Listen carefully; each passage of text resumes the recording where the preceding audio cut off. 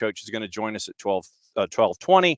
And right after him, we go to the Pinelands and catch up with Jeff Davis Soccer and their head coach Brian Lawson joining us in and around 12:30. And so it's going to be a very, very packed show, and it's going to be a fun show as we get into the second round. And to let you know about our broadcast schedule for the second round tomorrow night, we're going to be at Tom Robinson Memorial Stadium on the campus of North Gwinnett High School. It's going to be Mill Creek girls, and it is going to be the North Gwinnett girls going at it tomorrow. So it'll be Mill Creek and North Gwinnett on the network, and that will be I think it's a 7:30 kick. So you will get to get a bit of a pregame show, and then we're going to have the matchup for you. So we'll all be up at Tom Robinson Memorial and getting you ready for that matchup. And then Thursday, we are going to be in the girls once again, and Jason will be down in Perry. We catch up with the Perry Panthers, and it's a matchup that's intriguing on a bunch of different fronts. Trinity Christian, big winners in round number 1, will go and take on the Perry Panthers. It's a 6 o'clock start because of travel and such.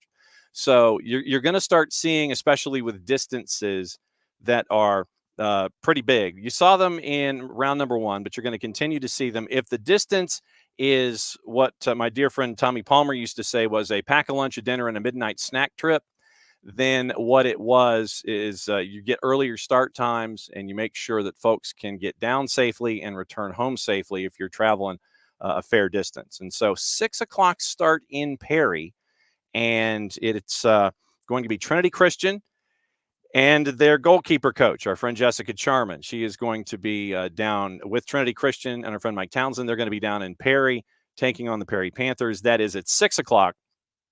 And we're going to be on, Jason's going to be on a little before 6 to get you started with that one. And so those are our 2 matches in round number 2 this week here on the network. And so looking forward to catching up with our friends in Perry, and looking forward to catching up with our friends in at North Gwinnett as well, catching up with Matt Champito, the head coach at Matt Champito, the athletic director at North Gwinnett. And then it's we'll be catching up with North Gwinnett and Mill Creek coming up in short order. Before we're joined by Coach Thomas, let me get you through 6A boys and what happened in day number 1 back on Friday. And we'll go left-hand side of the bracket because I know that you're filling out your brackets in pen as we go forward here. So upper left-hand side of your bracket. St. Pius goes on the road to Thomasville and beats Thomas County Central by the final of 1-0. So Pius advances, and they'll take on Glen Academy. We're going to try and catch up with the Red Terrors and find out about what they've been able to do down there in Region 2. The Region 2 champs beat Rockdale County, and they're going to host St. Pius. So St. Pius goes to Thomasville in round number 1, and then this Friday, they're having to travel down to the coast to Brunswick. So Thomasville last Friday, Brunswick this Friday, they're going to take on Glen Academy. Lassiter beats Sequoia on the boys' side by the final of 2-1 in another 3-2. So Lassiter wins on the road. They're going to travel to South Paulding, 2-1 winners over Lanier in the 1-4. So upper left, St. Pius at Glen Academy. Lassiter is at South Paulding. Low left, Marist, no problems with Houston County. They move on. They're going to take on Woodward Academy. So Woodward Academy, 2-0 winners over Evans. It's going to be Marist and Woodward Academy coming up, and that one is on Friday as well. Also, Sprayberry beat Etowah by the final of 2-1. Habersham Central shut out Douglas County. So it's going to be Marist at Woodward down by Hartsfield-Jackson International Airport. Sprayberry gets to travel to Mount Airy to take on Habersham Central. That's low left in your brackets in 6A. Also on the board, upper right, Alexander loses to North Forsyth in a 2-3. Alexander goes on the road. They lose to North Forsyth, and so North Forsyth advances. They'll take on Johns Creek. Johns Creek is going to host because they shut out Rome by the final of 3-0. North Forsyth will go to Johns Creek. Grovetown, 2-0 winners over Morrow, so a 3 upsets a 2 on the road, and Grovetown is going to go to North Atlanta. North Atlanta in a 1-4, goalless draw.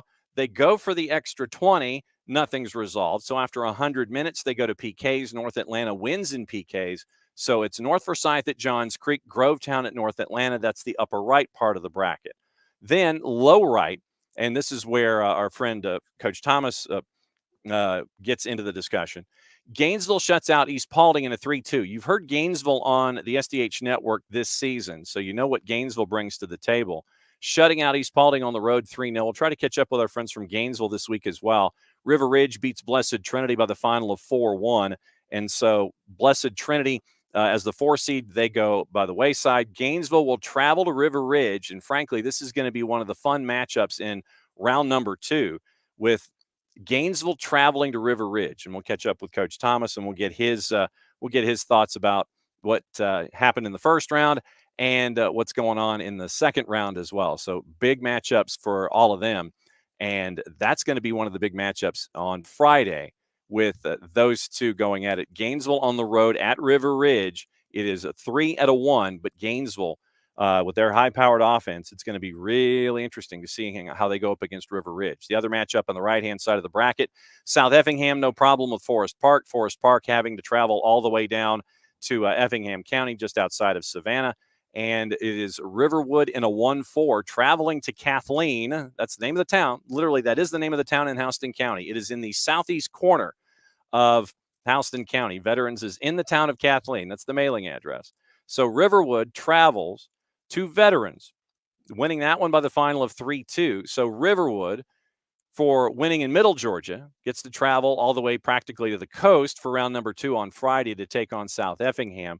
So it will be Riverwood at South Effingham, the 4 traveling to the 2, and that's what you're going to be looking at in 6A when it comes to your second round matchups. Really looking forward to a couple of these matchups right off the jump. But honestly, the one that really does jump out at you is that second round matchup with Gainesville at River Ridge, a stern test for River Ridge. Gainesville, once again, we've seen what Gainesville has been able to do in activity this season. So Gainesville and River Ridge, that is going to be the one to keep an eye on in 6A. So after the matchups on Friday in 6A in Quad A, and like I said, we're going to catch up with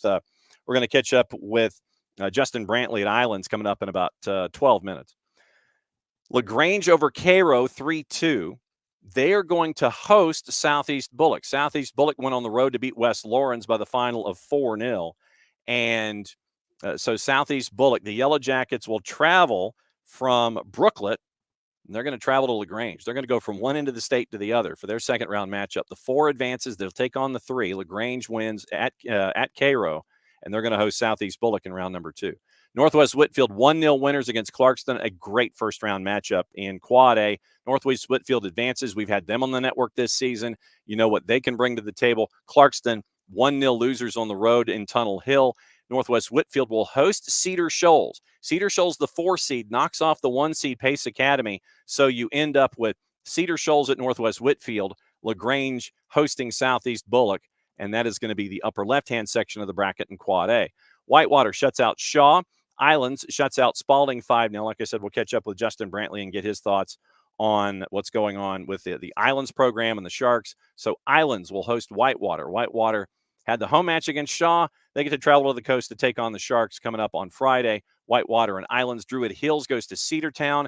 Coach Thomas Bodnar and his group, they beat Cedartown, shut out the Bulldogs 2-0. So Druid Hills is the 3, goes to Johnson Gainesville. Another big matchup. This one in Quad A. That one's going to be a fun one as well. But Druid Hills has to go on the road to the Dungeon to take on Johnson Gainesville and the Knights. That one's going to work its way through. And that'll be a big second-round matchup.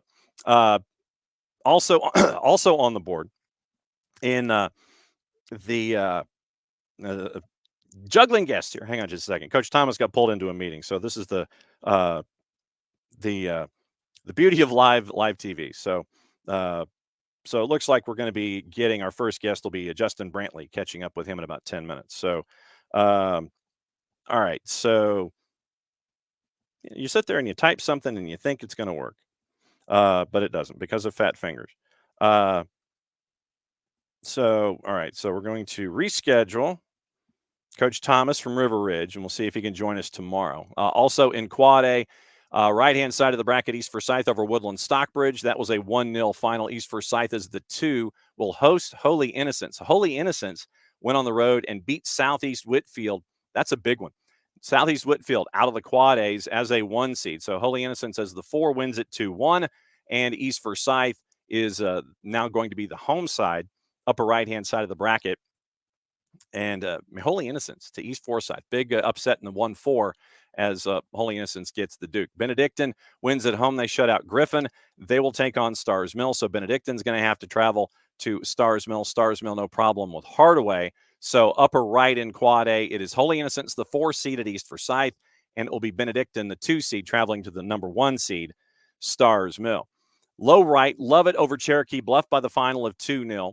They will travel to Westminster. So Lovett and Westy going at it in the second round on Friday. The battle of East Paces Ferry is going to be at Westminster at Fritz Orr Field. Westminster shuts out Heritage Catoosa 4-0, and Lovett will go to Westminster. Wayne County, after catching up with Coach Dooley, that match was scheduled a day early. That was actually played back on the 18th. It was on Thursday. So we knew that Wayne County was advancing. They travel to Bainbridge. Troop and Bainbridge went to PKs, 100 minutes, solved nothing. They were tied at 1. Bainbridge wins in PKs by the final of 4-2. So Bainbridge over Troop. And so your low right, Lovett at Westminster, Wayne County at Bainbridge. And that gets you through your action in Quad A. So double A boys on the left-hand side. Fitzgerald's boys and girls did really well in double A. We're going to try and catch up with the Fitzgerald sides as well as we go here. Fitzgerald, no problem with Westside Augusta. They're going to travel to Spencer to take on the Green Wave. We've had the Green Wave coaching staff on Soccer's in Session just to kind of get the lay of the land for the successes that the Green Wave have had when it comes to the last handful of seasons, winning region titles and such. So Spencer beats Tattnall County. Tattnall County had to travel from Reedsville all the way to Columbus, and that was a 3-0 final. So Fitzgerald travels to Spencer. Fannin County, once again, the Blue Devils, the Rebels. So the Rebels of Fannin County get the win on both the boys and the girls sides, beating North Cobb Christian out of Region 6 on the girls side and beating Mount Perrin Christian on the boys side. Traveled on the road to beat Mount Perrin. So the Rebels win 4-1. They get to host because Landmark loses to Fellowship Christian. Fellowship Christian wins at 3-2. So Fannin gets a second round home game on Friday, hosting Fellowship Christian on the boys' side, upper left hand, as you're looking at your bracket in Double A. So Fitzgerald, Spencer, and Fellowship Christian, the 4 seed, travels to the 3 seed, Fannin County. Low left, it is Berrien, no problem with Josie as the 3 seed. They went on the road all the way to Augusta. They go from Nashville to Augusta, no problem. Win as the 3 seed, and they are going to travel to Lyons to take on Toombs County. Toombs County, no problem with Kendrick. So Berrien travels to Toombs. Drew shuts out Gordon Central by the final of 1-0, and they will travel to East Jackson. East Jackson had no problem with Elite Scholars. So it is Berrien at Toombs, and Drew Charter is at East Jackson. That's the left-hand side of the bracket when it comes to your double A matchups.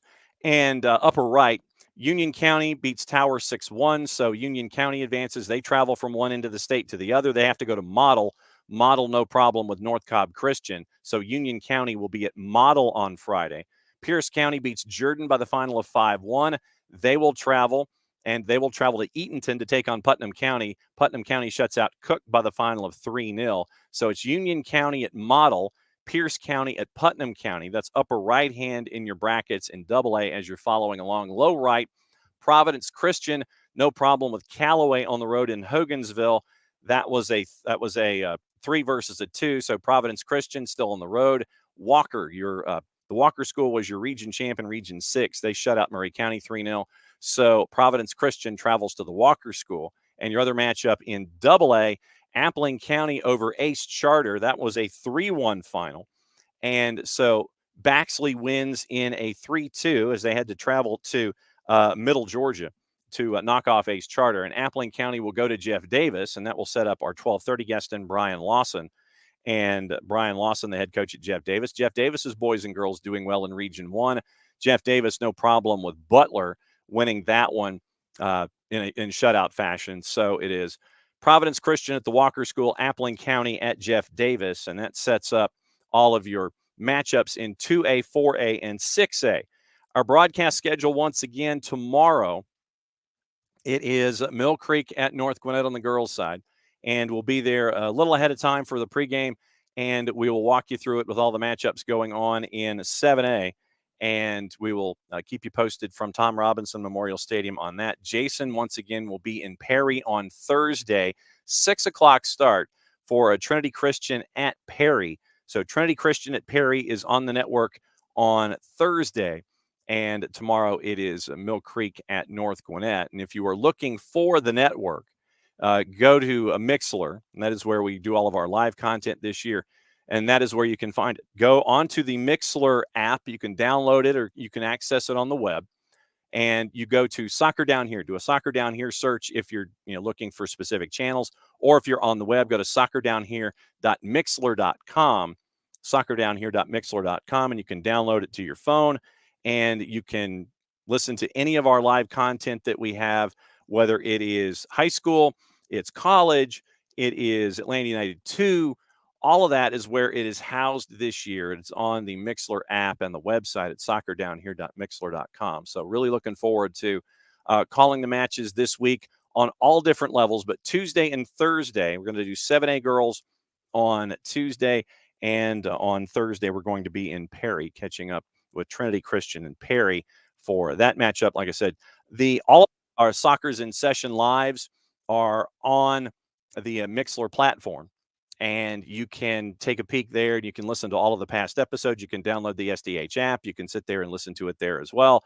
And it'll be, all of the archived interviews that we have, they're there. All of our discussions are there as well. So it's going to be a fun time here looking at the playoffs each and every week and catching up with everybody all across the state. And so now, let's see, we're going to do this, I think, in an audio fashion. And it's going to be time to catch up with head coach at Islands, Justin Brantley. And it's going to be great to catch up with him and find out what's going on down there at Islands High. Coach, thanks for hanging out with us here on Soccer's in Session. Did I pull you away from lunch duty or a class? No, you're fine. You called me at a perfect time, so I'm good to go. Cool. So when it comes to Islands, I know that a lot of folks know that Islands is on the coast. Full disclosure, Carl Damasi and I go way back with our American football days. Yeah.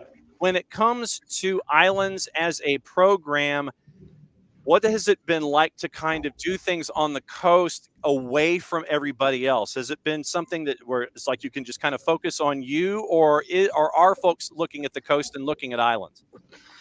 Yeah, it's it's a unique situation. I mean, I'm from the Atlanta area, grew up in McDonough, went to Eagles Landing High School, and then transitioned after college down to Savannah. And yeah, it's very isolated. There's some really good soccer down here.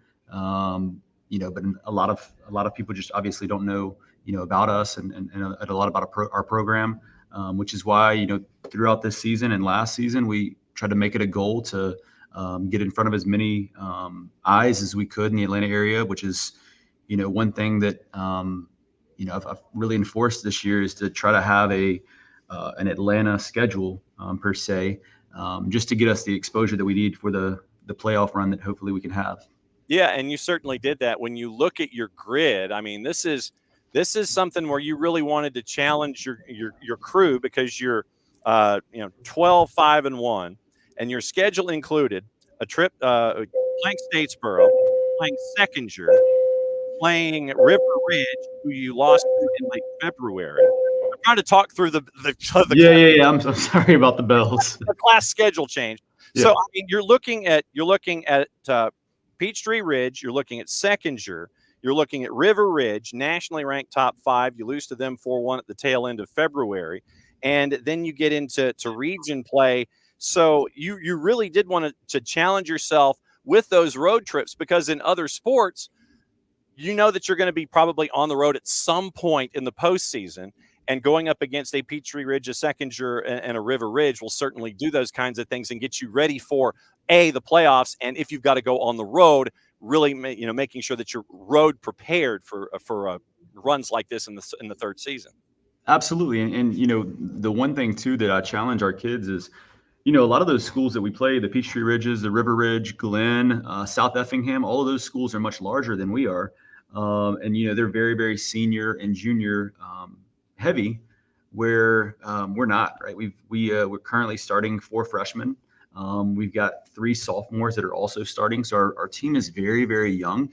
And, the only way to kind of introduce these kids to high school soccer is to expose them to the best. And so, throughout the season, we've had our bumps, we've had our ups and downs, but I thought we've been able to really build from those games, and it really has allowed our coaching staff to say, hey guys, we've played some of the best teams in the state. I mean, the River Ridge game in particular, it was a 1-1 game till the final 20 minutes of the game. So I mean, we played really well. We stuck to our strategy, and it really has paid dividends for us this second half of the season.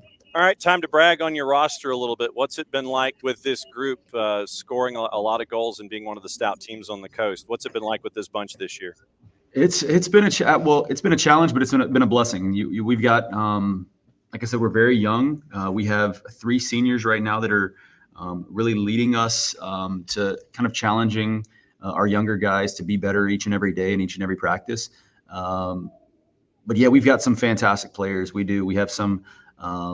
We have a senior in Ryan Winters, who is our 9. He's a guy up top that has been able to really thrive in pressure situations. He was the one who scored against Peachtree Ridge. He had the goal against River Ridge. So huge testament to his growth from last season to this season. We've got arguably one of our best players, Evan Narvez. He plays on the wing for us, and just his ability to get down the line and provide service to the other guys, and his ability to beat guys one-on-one has been a testament. And then, all the way from our back 4, right? Like I said, we're very young. So at the very beginning of the season, a lot of people thought I was crazy, but our 2 center backs were freshmen. And it's not ideal when you're going against Peachtree Ridge at a UNG showcase and you've got 2 14-year-olds that are trying to hold down your back line. But they've played fantastic this year. We've switched up our formation, I think 6 or 7 times throughout the season, but it's paid dividends for us, and we're excited. So, Justin Brantley, the head coach at Islands High, talking Quad A, getting through the first round, beating Spalding 5-0, getting ready for Whitewater coming up on Friday. Brian Lawson is in the on-deck circle. We're going to talk Double-A with him in the Pinelands down in Jeff Davis coming up in a couple of minutes. So what are your takeaways from that 5-0 win over Spalding that you can apply to the matchup on Friday with Whitewater coming to town? So it's very tough. I mean, each game is its own kind of beast and its own being. With Spalding, they had a fantastic season, and they played very defensively. They had good shape throughout the game. I know Whitewater is going to be a huge challenge, though, seeing that's the team that we lost to last year. Our whole mindset this year was kind of the revenge season, right? We beat BC last year at home, and then we went on the road and kind of laid an egg in our region championship. And so this year we kind of did the reverse. We lost there 2-1, and we were like, all right, well, this is the time that we kind of get our revenge back, and we were able to do so and win 3-1. And last year, kind of the same thing. We drew Whitewater in the first round, so it's like, all right, this is the team that knocked us out last year 1-0. So revenge part 2, here we go. So that's kind of our mantra for this week. So, and when you get ready for something like this, is your approach any different in the third season than it is during the non-region schedule or your region play? Trying not to focus. I mean, that it is a revenge situation, but you don't want to get wrapped up in a revenge situation and not focus on the task at hand. How delicate a balance is that, knowing that you're in round number 2 and you've got a chance to get into the grade 8 after this? Well, I think the most challenging part is dealing with 20 14 to 18-year-old boys. That's the biggest challenge. I mean, you never know what challenges can be thrown your way from week to week, whether that be a girl situation or all kinds of nonsense that happens throughout the school day, right? So that's of course a challenge. But yeah, I mean, you're trying to constantly motivate these kids to keep them engaged and keep challenging them to try to be their best self. And sometimes that's easier said than done. I mean, I thought especially against Spalding last week, we came out very flat. And the message at halftime was, guys, this won't work against a team like Whitewater, or if we get past that. I mean, we've got so many challenging games ahead that we've got to be able to be productive in the final third and make sure that we take care of our chances. So. Well, looking forward to it. You made it out of round number 1 with a shutout of Spalding, and you got Whitewater coming to town on the 26th. So Friday to Friday, and we're looking forward to seeing how things go with you and the matchup with Whitewater and how things are going with you down there at Islands in Quad A. Thanks for hanging out with us here on Soccer's in Session. Go get some lunch. Yes, sir. I appreciate it. Thank you. Have a great day. All right. That is how things are with the Sharks. And being of a certain demographic, I would sit there and say, yeah, we're going from Sharks to Jets. Not quite. We're going from Sharks to Yellow Jackets. Time to go down to the Pinelands and catch up with Brian Lawson, the head coach of Jeff Davis. And Coach, thanks for hanging out with us. Where if you are wearing blue, you are as good as gold. How have things been down there with Jeff Davis? And congrats on the win in round number 1. Thank you. It's been really good. Last year we were able to host our first playoff game in program history, being the 2 seed, and laid an egg pretty early. And this year, locking up the 1 seed with a few games remaining really helped us stay healthy getting into the postseason. So it's our first region championship in school history on the boys' side. So we're pretty excited. I mean, you finished your 12-6-1, 10-2 in region play. How daunting is the region knowing that you're going 2 cycles through? Because some folks, they'll just know that if there's reclassification, we're going to play you 1 time and we'll play you 1 time in the 2 years of reclass. But you're playing a 12-game region schedule. I mean, that's got to be rough. Yeah, it is, especially since if you get the upper hand on somebody the first time through, everybody's got film so they can try and fix those mistakes in the second half of it. When I first got here a few years ago, we played everybody once, so we thought we got shafted a couple times on a few games where they were really close to call here and there, and we didn't get the second opportunity to see a Vidalia or a Benedictine or a Toombs County that we might have fell to early on. So we're able to right the ship with these, being able to play each other twice. But then same chord, we were undefeated going into the last 2 games of region play and ended up falling in our last 2 to Cook County and Fitzgerald. So it's a double-edged sword. Yeah, Fitzgerald's been making some inroads on both the boys and the girls' sides. For someone who has not been to the Pinelands, to see Jeff Davis and to see the program grow, what is the soccer footprint like? What is the appreciation and the fan engagement and the school engagement been like as you've been taking this? You and the staff have been taking this program to these new heights. What's it like down there in the Pinelands when you mention Jeff Davis and soccer? So our mantra here with Jeff Davis and soccer is you don't rebuild, you reload. And that's what we started when we first got here. We're in our 9th, 10th year of the program. It was 2 years started before I got here about 8 years ago.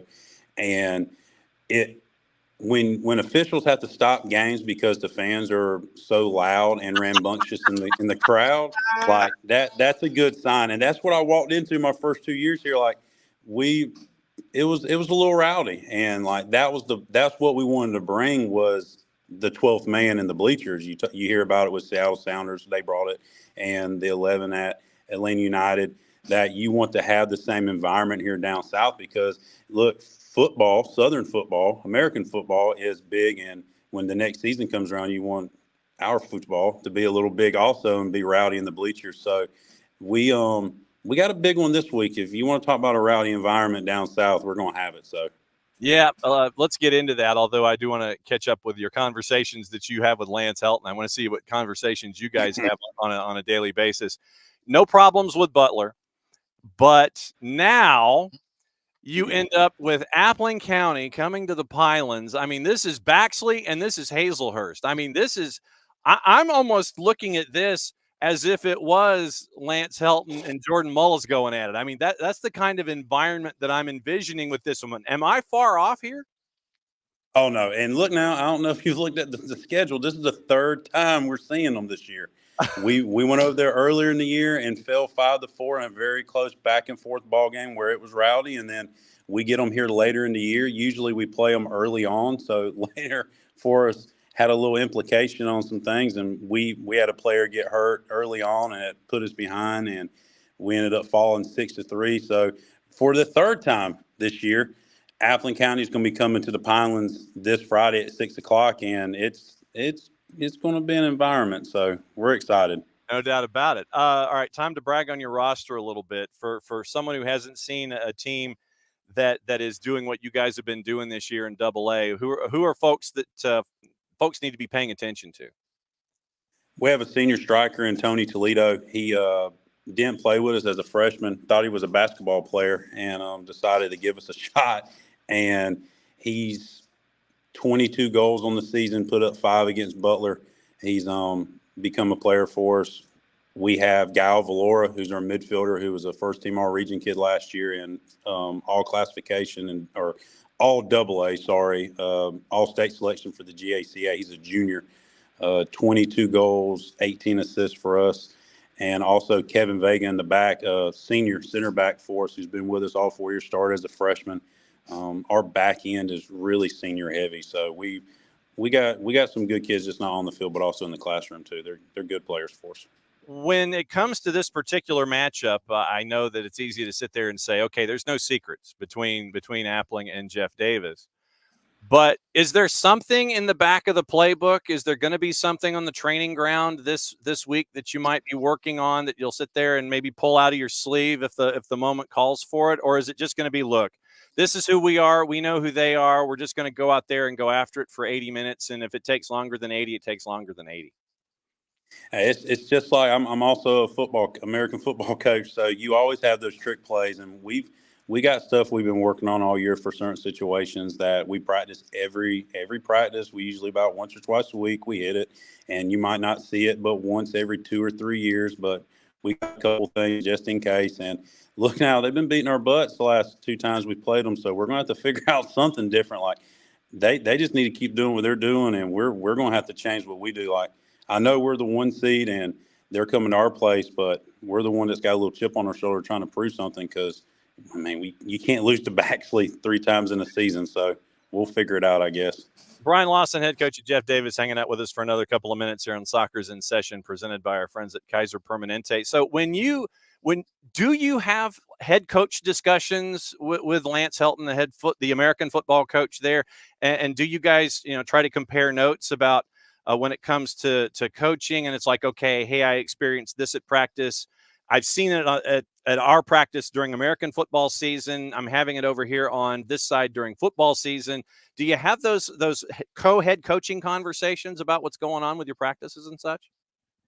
100%, because when we first came here, I came with him on the football staff year 1 also. I'm assistant head coach for Coach Helton. I've been coaching O-line with him the last few years on the offensive side, and we come in with the same weight room mindset we did with football. And here, the soccer players we had weren't really invested as much. And I think that investment that we put in, not just in football, but all boys sports now, has really elevated our program where it is on the soccer side. And definitely, look, me and Coach Helton we're friends. We see each other every day in the hallways. I'm up here at the high school with him, and if I see something going on, I go pick his brain. He does the same thing on my end. So it's really good we see each other all year round, so there's nothing new or crazy. We come up with each other with different ideas here and there, so it's good. When you were making your coaching philosophy for football, who did you look at? I mean, how much of the game do you watch outside of what you're doing there at the high school there in Hazelhurst? How big a fan are you? Who do you sit there and follow along with coaches, or do you just kind of come up with your own style and maybe like reference others and read and things? How did you come up with your philosophy, and who do you follow? I've coached a little bit of everything in my life, all sports, and I've taken a little bit from everything from high school tennis to high school track, the baseball, the soccer, the football, and have molded into this. This is the longest tenure sport other than football I've ever coached at a school location I've been at. And I think me being able to take things from other sports and also other professional sports, like when I first started watching football here, I remember 2006 World Cup, watching Germany and those guys play, and that really is what got my interest in. When I was a junior in high school, I wasn't even a soccer guy at that time, and I just fell in love with it. And ever since then, I'm a Clint Dempsey fan, U.S. Soccer, always have been. And his mindset and really bulldog-like approach. We used to term the catch dogs here with the with our American football program, and we call our kids here the Los Catch Dogs. Like we take the same philosophy, where you're going to give everything you got on the pitch until you can't give no more until you give out, and we'll drag you off if we got to. But we don't flop. We're tough. We fight through contact. We're not looking for calls here and there. We're here to finish plays and finish the game. And we don't get injured. I don't let my kids lay on the pitch. They get up, they stand up, we fight. And I think that approach that we've taken 8 years ago has now got us to where, we're region champs and we're hosting the second round, hopefully trying to get to the Elite Eight for the third time. Yeah, looking forward to it. So the way the bracket is, as things are, they are low right in your bracket as you fill things out in Penn and AA. It is Providence Christian at the Walker School. It is Appling County, 3-1 winners over Ace Charter. The 3 seed beat the 2 on the road in Middle Georgia. Appling County, Jeff Davis. So if somebody wants to try to get in the door, if they want to get in the door on a football Friday, an FUTBOL Friday, and I know that Lance is probably like, so if somebody wants to get in the door at the Highlands, in the Pinelands on a football Friday, tell them when, what's going on. Hit the promo for me about this one. This one's going to be special. So we talk about football in the South, and the Pinelands Friday night, 6:00 under the lights. You'll hear the horn going. That Lane United horn will be blasting. It's going to be standing room only. We set an attendance record the last time they came here in the beginning, right after spring break. So hopefully it's going to happen again.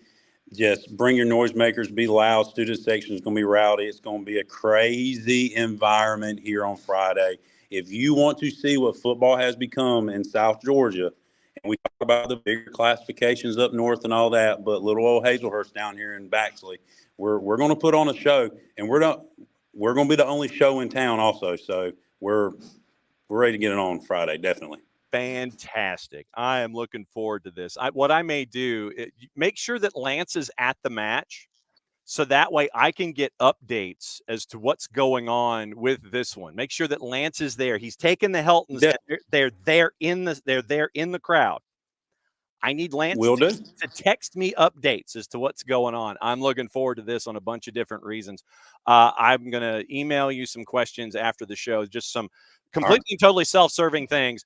But I want to get some more details on what's going on down there in Jeff Davis. I am looking forward to this. Thank you for doing this. And it's great to open up a window as to what's going on down there in the Pinelands and how football is turning things into a football Friday. I love this. Fantastic. Brian, thanks for coming on the show. We're going to keep an eye on you and go get him against Appling County on Friday. Hey, thank you, John. Hey, appreciate everything you're doing for us down here in South Georgia. And, hey, to quote Coach Helton, when you're wearing Navy, you're as good as gold. There it is. When you're wearing Navy, it's as good as gold. Thank you for fixing that for me. I thought it was blue. But, yeah, when you're wearing Navy, it's as good as gold. Go get lunch. That's fantastic. Sir. Brian Lawson, the head coach. Wearing Navy is good as gold. You'd think I'd remember that by now. But that was fantastic. See you now, Coach Lawson. He's in the green room. I can still see him. He's properly hydrating. See, he gave 10 minutes. And now he's properly hydrating. He's making sure that the rest of his day, as he's getting into practice, he's properly hydrating here at lunch. Fantastic. That's what this is all about. Brian Lawson, the head coach at Jeff Davis. Appling County and Jeff Davis. If you are in South Georgia, where is Hazelhurst, you say? Where is Hazelhurst? I will tell you where Hazelhurst is. Hazelhurst is, I think it's the best way to wear a Navy is as good as gold. See, now that's going to stick with me. I got to grab my Jeff Davis. I got to find my Jeff Davis gear now. Hazelhurst, Georgia. Okay. We're going to do a Google search to wrap up the show today. Once again, tomorrow it is Mill Creek and North Gwinnett girls side, and that is 7:30 kick, and we're going to have that on the network. Be on a little beforehand, and we're going to let things roll with that broadcast, and we'll keep you posted on everything else going on on the girls side. With all the scores that come in, me, Jason, and Maddie will be there. And then on Thursday, it is Perry hosting Trinity Christian. That'll be on the network 6 o'clock, a little before 6 o'clock kick. So Jason will be on the air a little before 6 o'clock to get you through Trinity Christian and Perry down in Perry. But tomorrow, Mill Creek at North Gwinnett on the girls' side. Thursday, Trinity Christian Perry, and that is on the girls' side as well. So looking forward to that. Okay, Hazelhurst, Georgia. Population 4,088. Hazelhurst, Georgia, population 4,088 in the 2020 census. So let's do the Google Maps. Let's do the Google Maps thing, and we can sit there and go, okay, where is Hazelhurst, Georgia? This is today's thing to focus on. And when the show is over, I'm going to call Lance Helton. This is going to be amazing. All right, so Hazelhurst, Georgia. You go on Georgia 341, and it is like you're going down to the coast, basically. And you go through Telfair County, you go through McRae and Helena, and you could work your way through 441 if you want. So if you are going, basically what you want to do, if you are going to Hazelhurst, Georgia, you can do one of two things. You can go I-16 and work your way down 441 through Telfair County. You turn left, you go down 341, you're there in Hazelhurst. And it's Hazelhurst and Baxley. Literally the two towns that are next to each other on 341, Hazelhurst and Baxley. I'm not kidding. They are right there with each other. That's what this one means. It means a lot during FOOTBAL season, FUTBOL season. Fantastic. So you can do it one of two ways.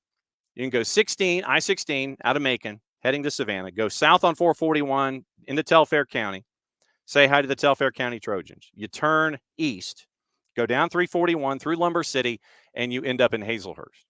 Or you can go to Perry, down 75 south.